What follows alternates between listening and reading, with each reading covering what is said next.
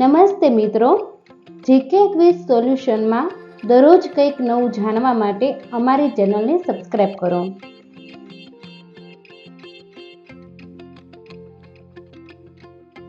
સવાલ નંબર 1. અમદાવાદમાં પ્લેન ક્રેશની દુર્ઘટના ક્યારે સર્જાઈ? જવાબ છે 12 જૂન 2025 બુધવારના રોજ. અમદાવાદમાં પ્લેન ક્રેશની દુર્ઘટના 12 જૂન 2025 બુધવારના રોજ સર્જાઈ. સવાલ નંબર 2.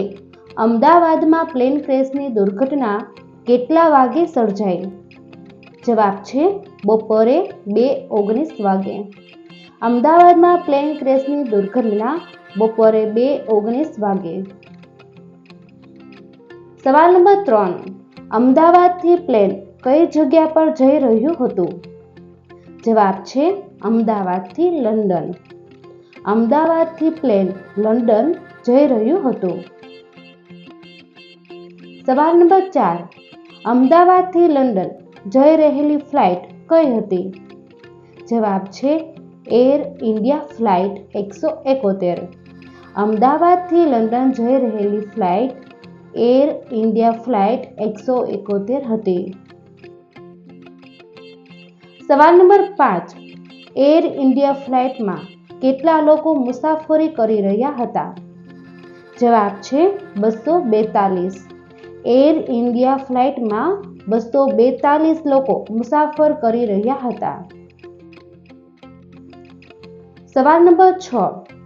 એર ઇન્ડિયા પ્લેન ક્રેશમાં કેટલા પેસેન્જરનું મોત થયું? જવાબ છે 241.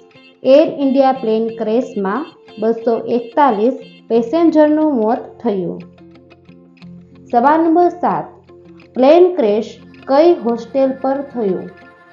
જવાબ છે બીજે મેડિકલ કોલેજ હોસ્ટેલ મેઘાણીનગર.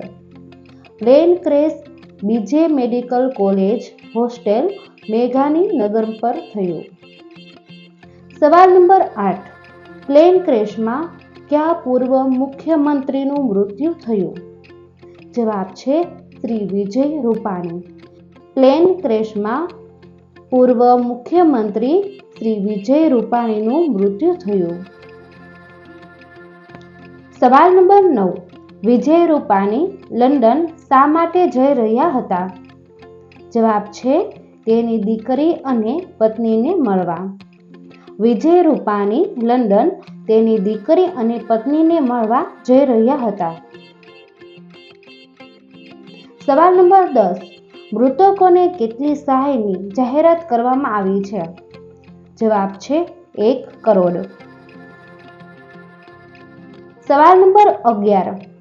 મૃતકોને 1 કરોડની સહાય કોને આપી? જવાબ છે ટાટા ગ્રુપે. મૃતકોને 1 કરોડની સહાય ટાટા ગ્રુપે આપી. સવાલ નંબર 12. એર ઇન્ડિયાનું માલિક કોણ છે? જવાબ છે ટાટા ગ્રુપ. એર ઇન્ડિયાના માલિક ટાટા ગ્રુપ છે. દોસ્તો, જો તમને મારો આ વિડીયો પસંદ આવ્યો હોય તો લાઈક કરો, શેર કરો અને મારી ચેનલમાં નવા હોય તો ચેનલને સબસ્ક્રાઈબ કરો. પછી બેલ આઇકન ઉપર ક્લિક કરો જેથી નવા વિડીયો જોવો સૌથી પહેલા.